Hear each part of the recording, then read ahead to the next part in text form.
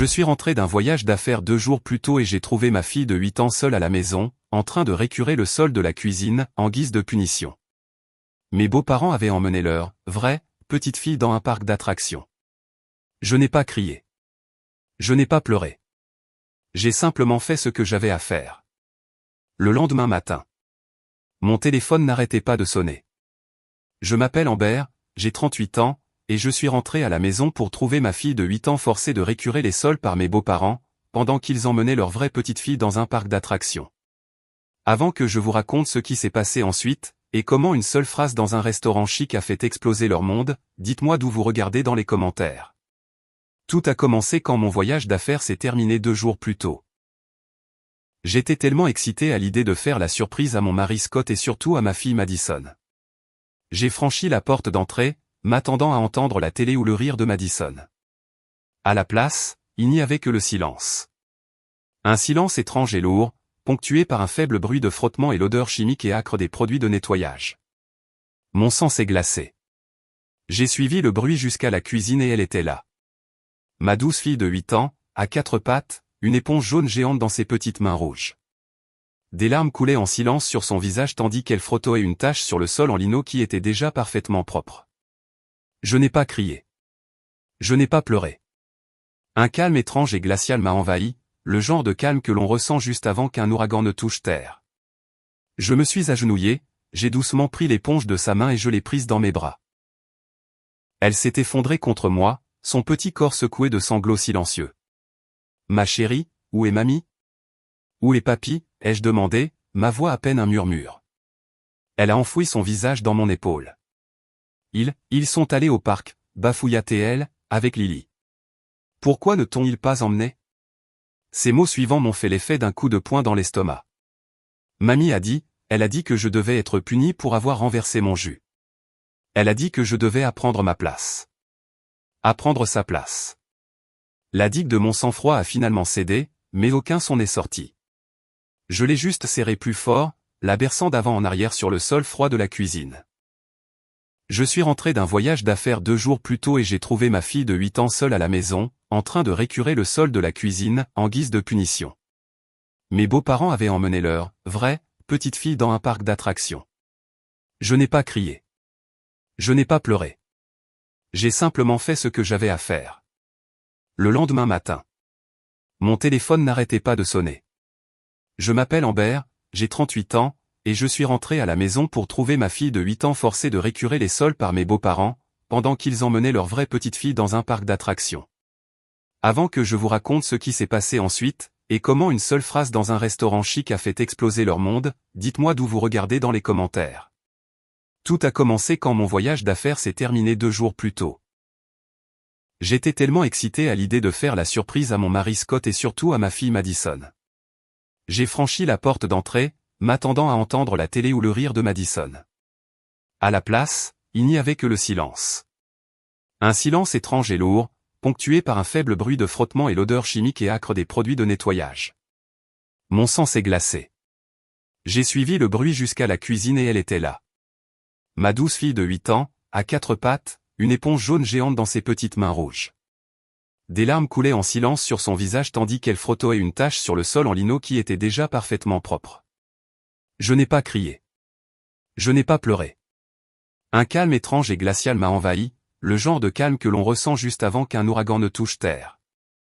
Je me suis agenouillé, j'ai doucement pris l'éponge de sa main et je l'ai prise dans mes bras.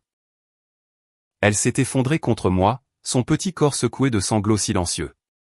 Ma chérie, où est mamie? Où est papy? Ai-je demandé, ma voix à peine un murmure. Elle a enfoui son visage dans mon épaule. Ils sont allés au parc, bafouilla-t-elle, avec Lily. Pourquoi ne t'ont-ils pas emmené? Ces mots suivants m'ont fait l'effet d'un coup de poing dans l'estomac. Mamie elle a dit que je devais être puni pour avoir renversé mon jus. Elle a dit que je devais apprendre ma place. Apprendre sa place. La digue de mon sang-froid a finalement cédé, mais aucun son n'est sorti. Je l'ai juste serré plus fort, la berçant d'avant en arrière sur le sol froid de la cuisine. Ce n'était pas nouveau, pas vraiment. C'était juste la fois la plus bruyante et la plus cruelle. Nous avons adopté Madison quand elle était bébé. Elle est ma fille. Elle est la fille de Scott, il l'a légalement adoptée. Elle est notre monde entier. Mais pour ses parents, Eleanor et Robert, elle était un ajout, une note de bas de page. Je me souviens du Noël dernier, Lily, ma nièce, a eu une maison de poupée à 3 étages qui occupait la moitié du salon. Madison a eu un pull qui venait clairement d'un rayon de solde, avec l'étiquette de prix toute froissée encore collée dessus. À l'époque, Scott avait juste soupiré en disant « Tu connais mes parents, ils sont un peu vieille école. » Mais ça, ce n'était pas « vieille école ». C'était de la maltraitance. J'ai nettoyé Madison, pensé une petite éraflure sur sa jointure, et nous nous sommes assises sur le canapé, enveloppés dans une couverture, mangeant de la glace directement dans le pot. Elle m'a tout raconté. Comment, ces 3 derniers jours, on l'avait laissée seule pendant qu'ils emmenaient Lily s'acheter des friandises. Comment elle devait faire des corvées pendant que Lily regardait des dessins animés. Comment Eleanor l'avait regardé ce matin-là et lui avait dit « C'est dommage, mais les liens du sang sont plus forts que l'eau ». Quand Scott est rentré du travail 1 heure plus tard, son visage a perdu toutes ses couleurs. Il a vu les mains rouges de Madison, les traces de larmes sur ses joues, et le regard dans mes yeux. Il n'a pas eu besoin que je dise un mot. J'ai vu la culpabilité luttant contre une fureur blanche sur son visage. Il avait minimisé le comportement de ses parents pendant des années, trouvant toujours des excuses. Mais il n'y avait plus d'excuses possibles. Il s'est agenouillé devant Madison, la voix chargée d'émotion. « Je suis tellement désolé, ma puce », a-t-il dit en la serrant dans ses bras. « Je ne t'ai pas protégée. Ça n'arrivera plus jamais. » Ce n'était pas une simple promesse, c'était un serment. Quelques heures plus tard, la porte d'entrée s'est ouverte et Eleanor et Robert sont entrés, riant de quelque chose qu'ils avaient vu au parc. Ils se sont arrêtés net en me voyant assise sur le canapé. « Amber. Tu es rentré plus tôt », a dit Eleanor, son sourire n'atteignant pas tout à fait ses yeux. Je me suis levé. « Où étiez-vous, Eleanor » ai-je demandé, ma voix dangereusement calme. « Nous avons emmené Lily au parc. » Elle s'est merveilleusement amusée, dit-elle, complètement inconsciente. « Pourquoi Madison a-t-elle été laissée ici, seule, à récurer le sol » a demandé Scott, se plaçant devant moi, sa voix basse et tendue. Eleanor a carrément ricané. Nous lui apprenions le sens des responsabilités. Elle a fait une bêtise. Une bêtise ? C'est une enfant, maman. Elle a renversé du jus. La voix de Scott s'est élevée. Vous avez laissé une enfant de 8 ans seule à la maison en guise de punition. C'est alors que Robert, qui était resté silencieux jusqu'à présent, a finalement parlé, mais pas comme on pourrait s'y attendre. Il a regardé Scott avec frustration. Tu ne comprends pas. J'essaie de protéger l'avenir de cette famille. C'était une chose bizarre à dire, et la phrase est restée en suspens dans l'air pendant une seconde. Eleanor, sentant qu'elle perdait le contrôle, a visé la jugulaire. Elle m'a regardé droit dans les yeux et a prononcé les mots qui ont scellé son sort. Franchement, les liens du sang sont plus forts que l'eau. Elle n'est pas notre vraie petite fille. Le silence qui a suivi était assourdissant. Scott regarda sa mère comme s'il ne l'avait jamais vue auparavant. Le dernier fil de loyauté, d'obligation, venait de se rompre. C'est lui qui a parlé le premier. Vous avez choisi votre sang, dit-il, la voix tremblante d'un mélange de rage et de chagrin. Maintenant, nous choisissons notre famille. Je veux que vous fassiez vos valises et que vous sortiez de ma maison.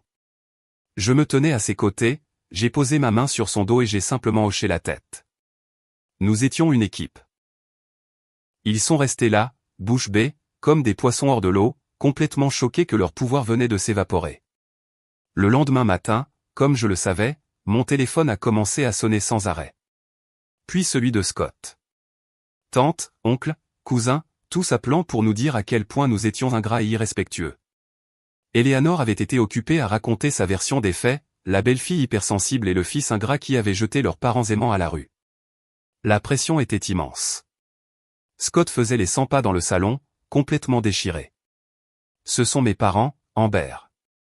Comment ont-ils pu faire ça à une enfant, à notre enfant? Je l'ai pris dans mes bras. Nous sommes ensemble là-dedans, lui ai-je promis. Nous allons nous en occuper. C'est au cours de cette conversation qu'il a mentionné quelque chose qui a fait que les rouages dans ma tête se sont mis en marche. C'est tellement bizarre, a-t-il dit. Depuis un mois, papa n'arrête pas de me poser des questions sur ton nouveau projet au travail, le projet Genesis. Il semblait presque désespéré. Et c'est là que tout a fait tilt. Le projet Genesis était mon bébé, une initiative massive à l'échelle de l'entreprise que je dirigeais. Et la petite entreprise de construction de mon beau-père était l'une des dizaines d'entreprises locales en lice pour un sous-contrat lucratif. Sa phrase sur la « protection de l'avenir de la famille » prenait soudain un sens horrible. Il n'était pas seulement cruel, il essayait de s'attirer mes faveurs, à sa manière tordue et manipulatrice. J'ai regardé le calendrier. Le soir même, il y avait un dîner officiel pour les partenaires potentiels du projet. L'hôte, mon PDG, Monsieur Henderson. Robert et Eleanor y seraient, prêts à réseauter et à flatter. Nous allons à ce dîner, ai-je dit à Scott, un plan se formant dans mon esprit. Et nous y allons ensemble. Nous n'allons pas nous cacher. Nous n'allons pas les laisser contrôler le récit. Nous allons juste être nous-mêmes. Il m'a regardé, a vu la détermination dans mes yeux et a hoché la tête. Le restaurant était exactement ce à quoi on pouvait s'attendre, lumière tamisée, tintement des verres et le bourdonnement feutré des conversations importantes. Nous avons trouvé notre table et je pouvais sentir les regards de Robert et Eleanor sur nous depuis l'autre bout de la salle. Robert, bien sûr, rôdait près de la table de Monsieur Henderson, attendant son moment. Au bout d'un moment, Eleanor n'a pas pu se retenir. Elle s'est approchée d'un pas nonchalant, un faux sourire mielleux plaqué sur son visage. Elle a adressé ces mots à Monsieur Henderson, qui faisait le tour des tables et s'était arrêté à la nôtre. « C'est merveilleux qu'Amber ait autant de succès, dit-elle, la voix dégoulinante de venin. C'est une mère formidable pour sa petite fille adoptive. La famille, c'est ce qu'il y a de plus important, n'est-ce pas, Monsieur Henderson ?» C'était le moment. L'heure de vérité. J'ai souri en retour, tout aussi doucement. « Merci, Eleanor. Tu as raison, la famille est tout. Et je crois que les valeurs que nous défendons dans notre famille, comme l'intégrité, la confiance et la décence humaine la plus élémentaire, sont les mêmes que nous devrions rechercher chez nos partenaires commerciaux. » Puis, j'ai tourné toute mon attention vers mon patron. « Monsieur Henderson, ai-je dit, ma voix claire et professionnelle, en parlant d'intégrité, c'est la pierre angulaire absolue du projet Genesis. Sur la base de nouvelles informations qui ont récemment été portées à mon attention concernant le caractère et le jugement de certains, je crois que nous devons mener un processus de due diligence, vérification préalable, beaucoup plus approfondi sur tous les partenaires potentiels, y compris l'entreprise de Monsieur Wilson, pour nous assurer qu'ils sont en parfaite adéquation avec les valeurs de notre entreprise. » Je n'ai pas haussé le ton. Je ne suis pas devenue émotive. J'ai simplement exprimé une préoccupation professionnelle. L'effet a été instantané. Un frisson a parcouru la table. Robert, qui s'approchait, s'est figé en plein mouvement. Son visage est passé de l'assurance à la pâleur cadavérique en une fraction de seconde. Monsieur Henderson, un dirigeant avisé et perspicace, a tout de suite compris. Il n'avait pas besoin des détails, il me faisait confiance. Il m'a adressé un léger et sérieux hochement de tête. « Excellent point, Amber. Je vous remercie de votre diligence. » Puis il a regardé par-dessus mon épaule, ses yeux se posant sur mon beau-père. « Monsieur Wilson, dit-il, sa voix froide et dédaigneuse, nous allons peut-être remettre notre discussion à plus tard, indéfiniment. » L'humiliation publique a été absolue. Ce n'était pas une explosion bruyante, mais une implosion silencieuse et dévastatrice des espoirs de Robert, juste là, devant ses pairs.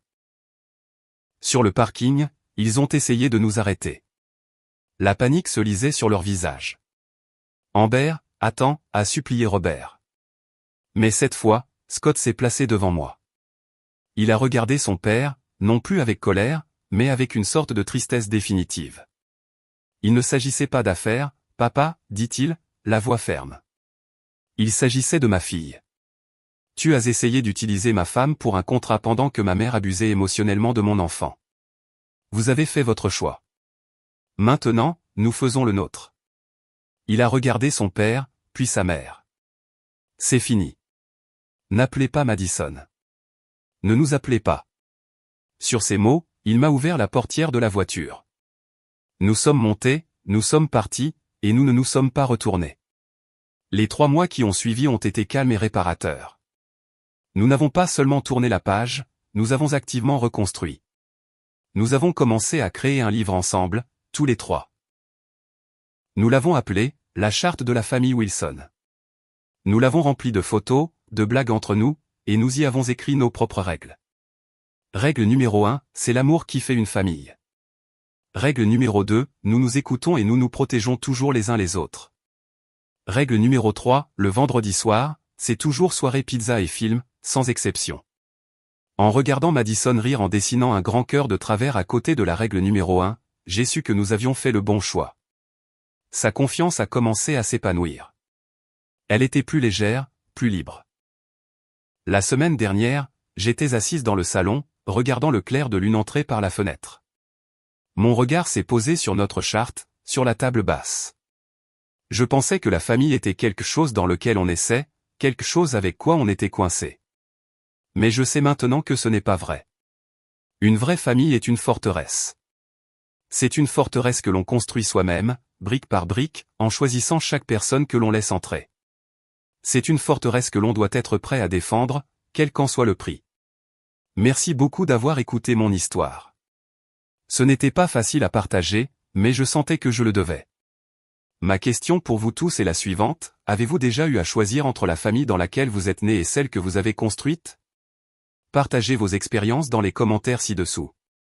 Et si mon histoire a résonné en vous, s'il vous plaît, mettez un like sur cette vidéo et abonnez-vous pour en voir plus. Ça aide vraiment beaucoup.